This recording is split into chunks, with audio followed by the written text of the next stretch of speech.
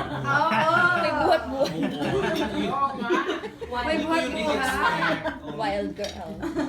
Anong kadramahan ng mga eksena mo nung ginagawa nyo and Bloopers. how was it done? Wala naman, si Paolo pa nga yung mas ano eh. Nung tinatanong naman kami ni Direk Mario kung hanggang saan yung limitations. Sabi ko, ako naman wala naman po.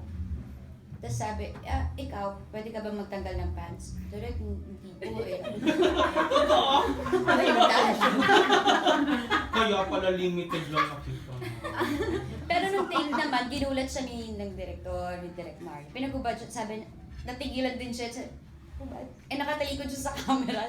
Nag-uumad siya ng pantalon. Tapos tawa talaga ako ng tawa kasi hindi nakita sa shot. So, yun lang naman yung mga ano. After naman nun, naging relax na kami. Parang buong araw na namin siyang sinushoot ng paulit-ulit. So, parang, Wow. ano na siya. Parang Yung pag-go Mother Yung araw pala yun? Wow. Imagine ko lang. Oo naman, ganun gumawa ng pelikula. Yung love scene.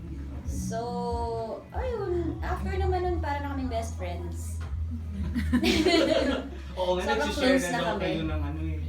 Baso Yung ng mga kape. inumin, mga ganyan, pagkain. Parang wala na kaming gustong itago sa isa't isa after.